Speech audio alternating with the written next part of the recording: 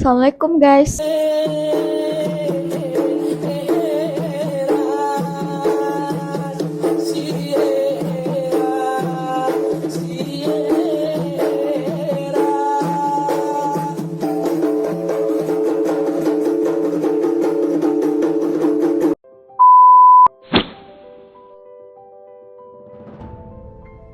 balik misteri keindahan tari tradisional, yaitu tari goel.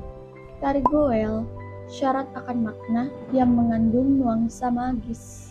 Tari goel adalah salah satu tarian tradisional yang berasal dari budaya masyarakat Gayo di Aceh. Tarian ini cenderung berbeda dengan tarian-tarian tradisional Aceh kebanyakan. Tari goel memiliki gerakan yang sangat khas dan penuh makna, bahkan terkesan magis, sehingga tak jarang membuat para penonton seakan terhipnotis dan terbawa suasana pada saat menyaksikannya. Tarian goel merupakan salah satu tarian tradisional yang cukup terkenal di Aceh, khususnya di kalangan masyarakat Gayo. Tari goel biasanya ditampilkan pada acara penyambut tamu kehormatan, acara adat maupun acara budaya yang diadakan di daerah Aceh. Adapun asal-usul tari goel Aceh dilansir dari berbagai sumber. Asal-usul tari goel Aceh. Konon, tari goel berasal dari dua orang putra Sultan Johor Malaysia bernama Muria dan adiknya bernama Segendah. Alkisah, pada suatu hari, kedua kakak beradik itu disuruh oleh orang tuanya mengembala itik di tepi laut. Sambil mengembala untuk mengisi kebosanan, mereka bermain layang-layang. Suatu saat datanglah angin kencang yang membuat layang-layang mereka putus. Secara spontan, mereka berusaha sekuat tenaga mengejar layang-layangnya yang putus itu, sehingga lupa pada itik-itik yang harus mereka jaga. Karena kelengahan ini, itik-itik yang harus mereka jaga berenang dan hilang di tengah laut. Versi lain dari cerita ini yang menyatakan bahwa akibat hembusan angin yang sangat kencang itu, mereka bersama layang-layangnya diterbangkan oleh angin hingga jatuh di negeri Seruleh, Aceh Tengah, yang dikuasai oleh Raja Cik Seruleh yang bergelar Muyang Kaya Lanang BJY. Setelah lelah mengejar layang-layang yang putus, kembali lagi ke tepi laut untuk membawa itik-itiknya pulang. Namun, sesampai sana, mereka tidak mendapati satu ekor pun itik, karena seluruhnya telah hilang ditelan ombak lautan. Dengan perasaan takut karena telah lalai dalam menjalankan tugas yang diberikan, akhirnya mereka pun pulang untuk melaporkan kejadian itu pada orang tua mereka. Sesampainya di rumah, mereka segera melapor. Mendengar laporan kedua anaknya tersebut, sang ayah menjadi murka dan menyuruh mereka mencari itik-itik itu sampai dapat, dan sebelum dapat tidak boleh pulang ke rumah. Akhirnya kedua kakak beradik itu pergi dengan sebuah sampan mengarungi lautan yang luas untuk mencari itik-itiknya yang hilang. Namun setelah berhari-hari mencari ke segala penjuru mata angin, akhirnya mereka terdampar dan tersesat di sebuah negeri yang bernama Seruleh.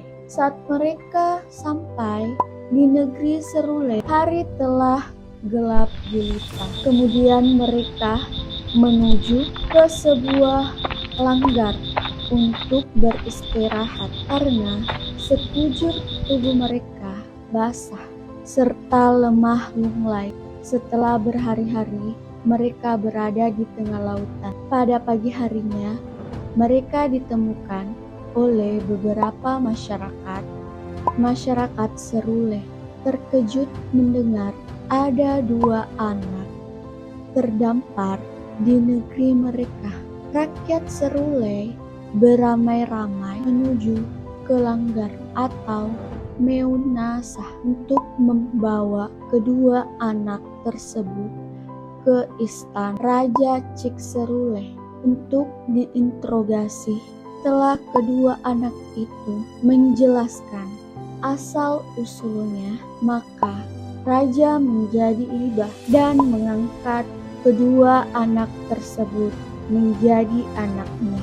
Kedua anak tersebut sangat disayangi oleh Raja Cikseruleh dan selama kedua anak tersebut berada di negeri Seruleh, rakyat Seruleh menjadi makmur, aman, dan sentosa. Hal ini karena kedua anak itu mempunyai tuah atau kesaktian yang menakjubkan sebagai pertanda bahwa mereka memiliki tuah tersebut adalah tatkala menjelang senja hari selalu terlihat cahaya menyala-nyala di atas negeri Seruleh.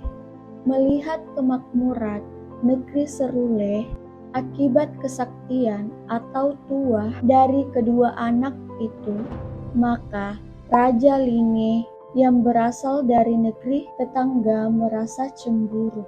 Kemudian memerintahkan kepada para prajuritnya untuk membunuh kedua anak tersebut. Namun, dalam usaha pembunuhan itu terbunuh hanyalah Sang Muria atau kakak dari Segenda, sedangkan Segenda berhasil diselamatkan oleh Raja Cikseruleh dengan menyembunyikan di suatu tempat tanpa diketahui oleh sembarangan orang. Jasad Muria yang terbunuh dikuburkan di tepi sungai di desa Samar Kilang, yaitu Aceh Tengah. Pada setiap akhir tahun, raja-raja harus datang ke Kutaraja untuk mengantarkan atau mempersembahkan cup usur atau upeti kepada Sultan Aceh. Kebetulan pada tahun itu Raja Cikseruleh membawa serta Segenda. Pada saat para raja adakan pertemuan dengan Sultan Aceh, si Segenda yang bukan seorang raja menunggu di halaman istana. Sambil menunggu, ia mengisi waktunya dengan melukis seekor gajah putih. Rupanya, lukisan Segenda itu menarik perhatian putri Sultan Aceh. Sang putri kemudian meminta ayahnya atau Sultan Aceh untuk mencarikan jenis binatang yang dilukis oleh Segenda. Sultan Aceh enggan untuk menolak permintaan dari putrinya, dan Sultan Aceh memerintahkan Raja Cikseruleh bersama Segenda untuk menangkap gajah itu untuk dipersembahkan kepada Sultan Aceh. Raja Cikseruleh merasa kebingungan menerima tugas yang berat itu sebab ia tidak tahu bagaimana cara mencari dan menangkap gajah tersebut. Melihat kebingungan ayahnya atau ayah angkatnya, Segenda kemudian bercerita bahwa beberapa malam sebelumnya ia didatangi oleh roh kakaknya atau Muria yang dibunuh dan dikubur di desa Samarkila. Roh kakaknya memberikan petunjuk di mana mereka harus mencari gajah putih tersebut. Keesokan harinya, Raja Cikseruleh yang bergelar Muyang Kaya pergi bersama anak angkat kakaknya, yaitu Segenda, sesuai dengan petunjuk yang telah disampaikan oleh roh kakaknya, yaitu Muria, melalui mimpinya. Sesampainya mereka ke tempat gajah itu, yang ketika itu sedang berkubang, maka mereka segera memasangkan tali kulit ke leher gajah putih itu.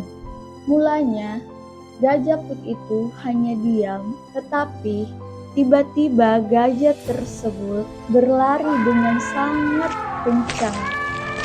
Gajah putih itu akhirnya baru berhenti di dekat kuburan Muria di kampung Samarkilang. Walaupun segala macam cara telah dilakukan, tetapi sang gajah tetap tidak beranjak dari tempatnya.